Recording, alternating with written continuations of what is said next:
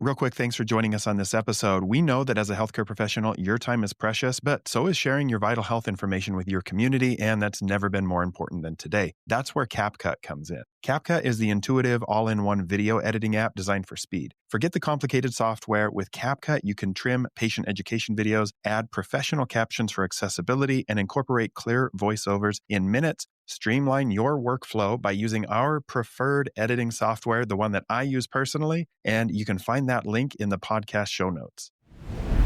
Today, we're going to be talking about something that I think is important for creators to understand, and that is when to say no, because not everything that comes your way in social media is something you should be jumping on, whether it's a brand deal or a creative opportunity. Yeah, when something just feels off or doesn't align, even if it's a viral trend that crosses a boundary, saying no can actually be the smartest thing you can do. So in this episode, we'll walk through the biggest red flags we've seen. Welcome back to Med Creator 101, the go-to podcast for HCPs on all things social. I'm Mimi Banks, founder of MB Social, and I'm here as always with my co-host, board-certified dermatologist and dermfluencer, Dr. Dustin Portella. It's good to be back. Nice to see you, and Happy New Year, Mimi. Happy New Year to you. Since it's just us today, I was thinking instead of doing our typical rapid fire that we would change it up a little bit and talk about something that you learned today. Yeah. I don't know that it's necessarily a new lesson, but it was just reiterated to me in a powerful way just how important our job is as a physician. Because ultimately, as we've talked about, my number one job is what I do with my patients every day in the clinic and how everything else going on in their life really impacts their health. I had an unfortunate story today of a patient who had recently lost a family member and in his state of grief was then scammed out of his entire retirement savings. Oh my God. And how much it could mean to a patient, because I'm just there to do a skin check, freeze a few things, maybe do a biopsy if it's needed, but to give him reassurance and offer to help in whatever way I can and give the man a hug was really powerful in meaning. And I did more doctoring in giving him a hug than I did in treating anything that was on his skin, in my opinion. I would completely agree with that, and that's very powerful. Tough situation. We're going to see if we can help him out, but never fun to see that happen to somebody that you've been caring for a while. No, not at all. And those scams are real. That actually reminds me about an episode that you and I did together about how to avoid scams. Specifically, I think it's on Facebook. Yeah, Facebook's a big one for creators where people try to take advantage of your Facebook page. So, wow, I didn't expect that. I had something a lot less deep that I learned. It doesn't even measure on any. That's okay. It's going to help somebody out. Let's hear it. Okay, this is something different to help you out. So I found out that on Google Meet that you can actually use filters on your appearance. So if you're having an off day, there's a button underneath where it says background and appearance, and you can toggle it on and it will soften your appearance. And then there's another button that allows you to change your makeup anywhere from natural to heavy. Oh, wow. So there's no excuse to be camera off anymore. No. And that's what I learned. And then if you click and you're on a Mac, that FaceTime button, if you're on portrait mode, which I'm on right now, you can start to increase it and you can blur your background even more. Yeah, try not to use center stage because that will make your camera follow you, but you can play with the lighting a little bit in that setting. So those are the unimportant things that I learned today. Well, it's going to help somebody out. Maybe people don't want to lose their excuse to be camera off, but fair. There it is. But today we're going to be talking about something that I think is important for creators to understand, and that is when to say no, because not everything that comes your way in social media is something you should be jumping on, whether it's a brand deal or a creative opportunity. Yeah, when something just feels off or doesn't align, even if it's a viral trend that crosses a boundary, saying no can actually be the smartest thing you can do. So in this episode, we'll walk through the biggest red flags we've seen. So let's start with brand deals. How do you decide if it's a fit? Well, as we've heard from many creators on the podcast before, in the majority of cases, a brand deal comes because it's something that you've already been recommending organically. You either use it in the clinic, you recommend it to patients, you've used it personally, and you have a favorable opinion of the product or the brand, and you've seen good results from it. And that really lends itself to an honest recommendation, even if it is a paid endorsement.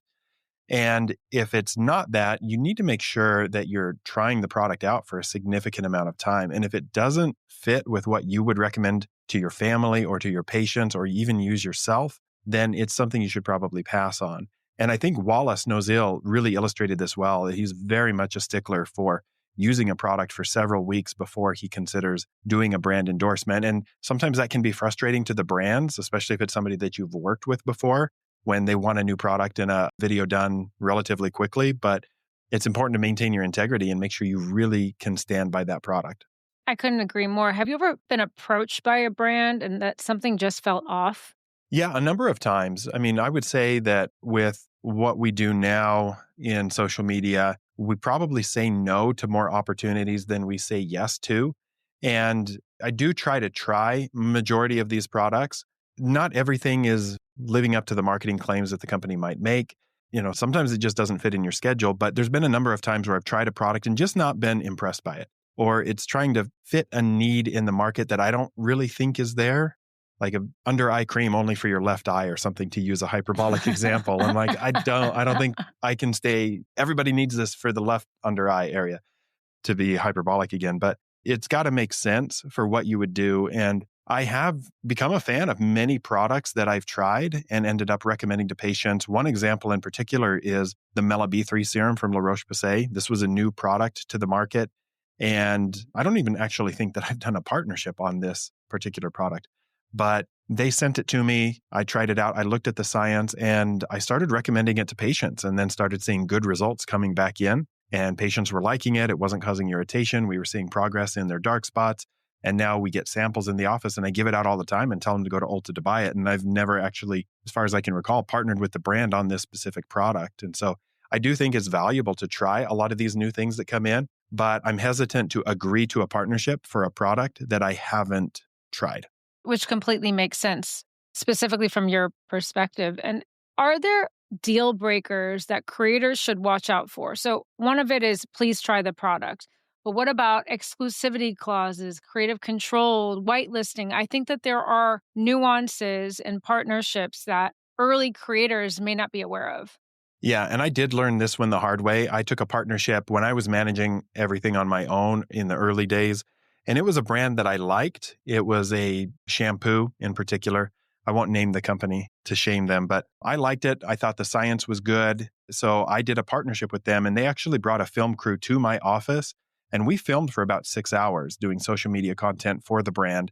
And I thought that I was being fairly compensated, and they owned the rights to the videos. It was a thickening shampoo. It was supposed to support, healthy hair growth. And I was struggling with hair loss at the time. I was doing all the things you could do to try to maintain your hair. And I did like this shampoo. As time went on, they were running ads based on this. They were doing paid promotions. It wasn't necessarily on my page, but people would comment like, "Hey, I saw you in this ad on Facebook." And as you know from my story, a couple of years after that, I started shaving my head because I just did not like that I was losing the battle. I'd rather be bald than balding. And for a couple of years after I started shaving my head, I would still occasionally get messages of people asking if I still like this shampoo. And the truth is, I did like it, but I was now not even trying to grow hair. And so I reached out to the company and I was like, "Hey, you guys are still running ads on this video.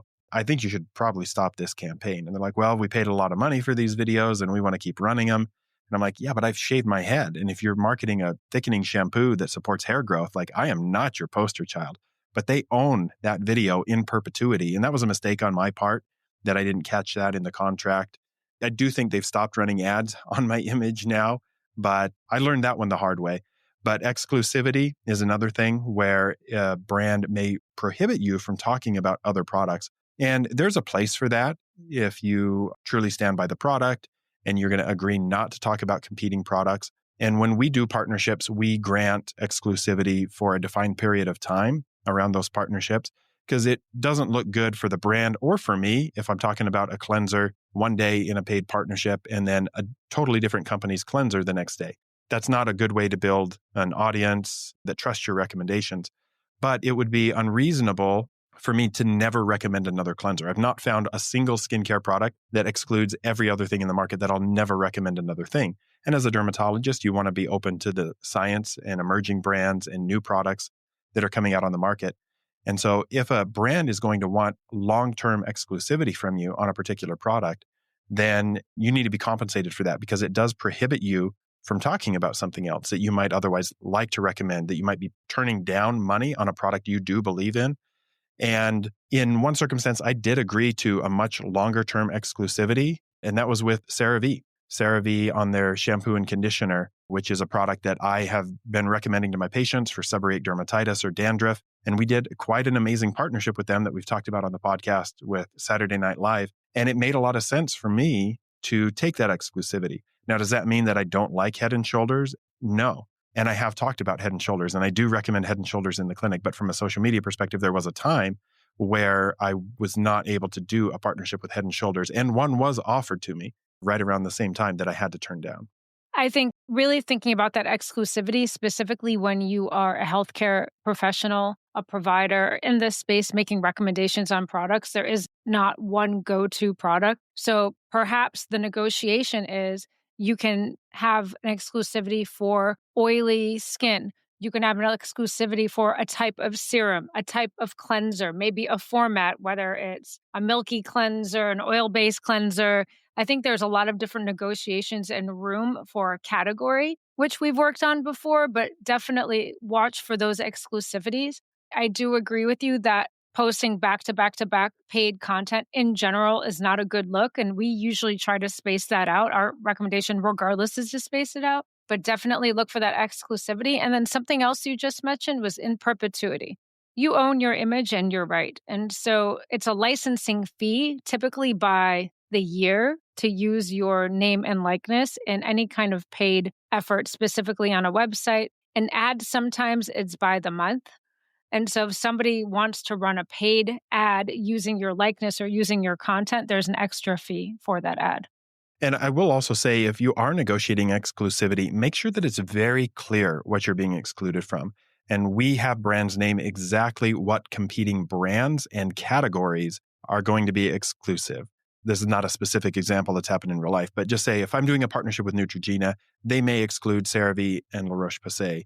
But if an opportunity came up for a new startup indie brand, that would not be excluded in that case. Or it could be a cleanser exclusivity. So if I did a cleanser partnership with Neutrogena, I could do a moisturizer partnership with CeraVe, and that wouldn't get me in trouble. But if they do a really broad exclusivity, you may not know what you can or can't do, and you don't want to land yourself in trouble.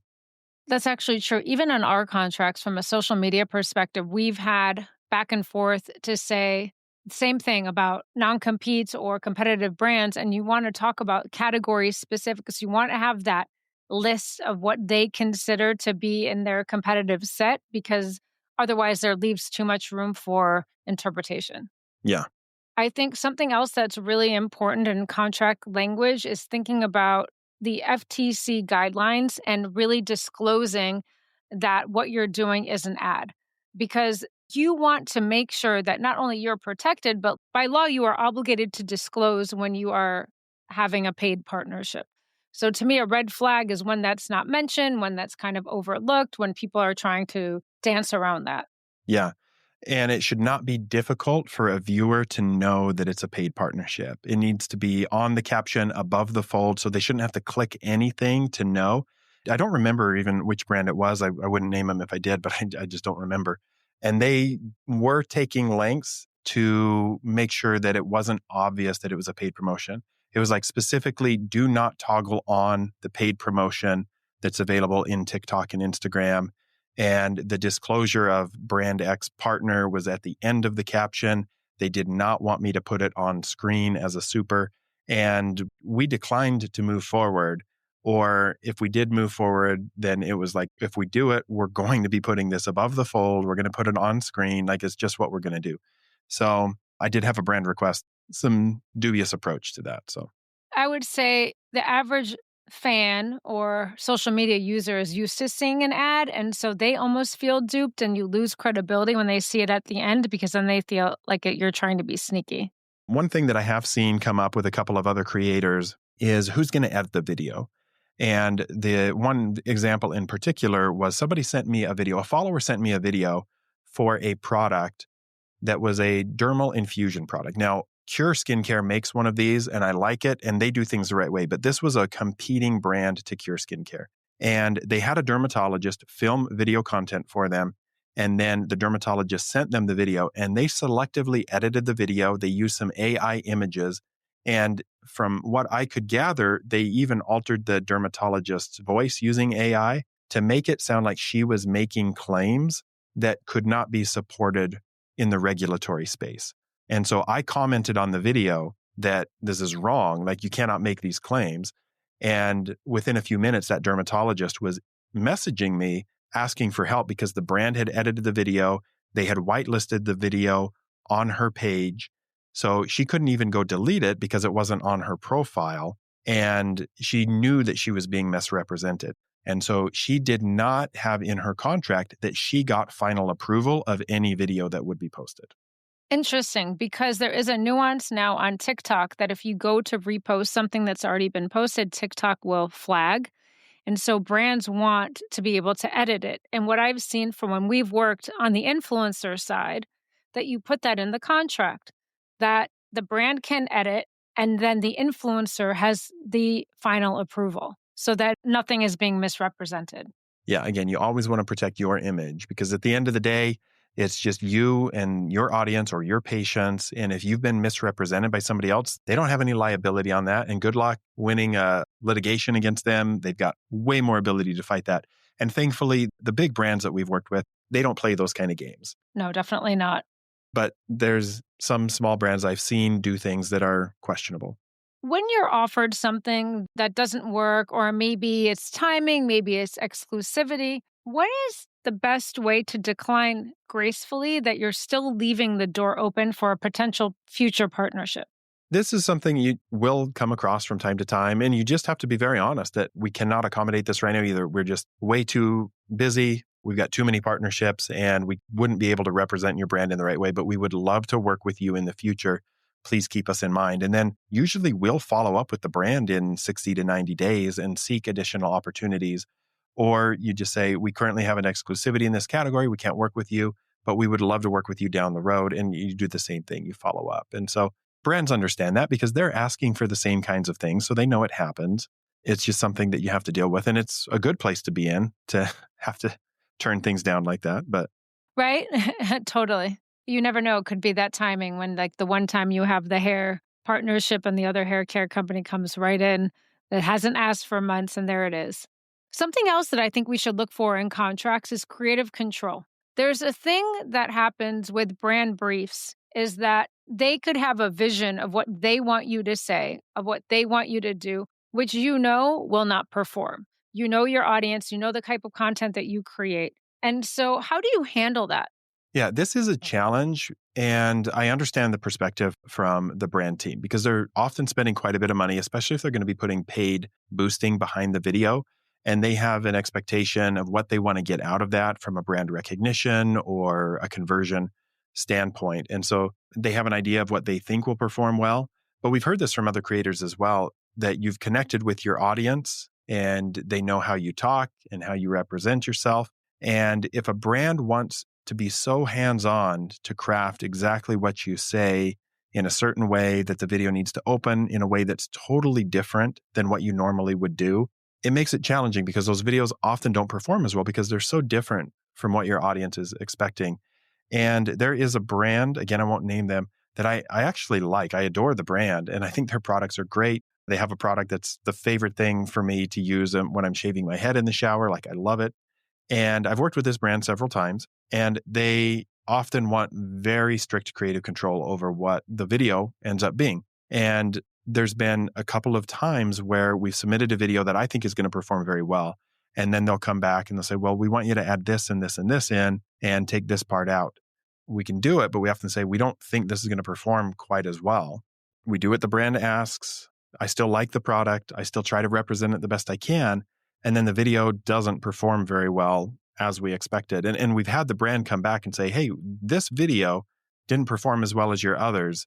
Why do you think that is? And it's hard to tell the brand like, well, we told you that if we did all these things, it's not going to perform as well. And I haven't done a partnership with that brand in a couple of years now because I want to represent the brand well. I want them to be happy with the partnership. And ultimately, even though I really like the products and the brand, I think still has a favorable opinion of me. It just doesn't mesh with what I want to do creatively and what they want to do creatively. And so I think they work with other partners that seem to be working better for them. And that's totally okay. And I think because you also have a distinct style, you have a distinct kind of content, and then you know what performs. This really reminds me of what Jeremy from Nous was saying, how he says, let them do their thing. They like the product, they do their style, which just is a dream, which is able to say, the brief is do your thing. Here's some more information for you. Now do what you do. Yeah. And there's some brands that have done this really well. And the, ideology that Nous has around that is perfect. And we see some really unique campaigns from several brands where they're hiring people that have nothing to do with skincare and they're letting them put their own twist on it, whether they're a skateboarder, an NBA player, somebody that makes rugs. The brands allow the creator to do their thing because that's what connects with the audience. Exactly. And I really appreciate you sharing with us for this 2026 Med Creator 101 special. Yeah, this is a fun way to start off the new year. And we're grateful for everybody that's been on this journey with us. We hope we've inspired you and helped you in some way to either start or to grow your social media presence. Whatever that goal is for you, to bring more patients into the clinic, to get brand deals, to spread awareness, to debunk misinformation. We love doing this, and we are appreciative of all the feedback that we get from the community, and the podcast is going really well. So thank you to each and every listener as we start this new year.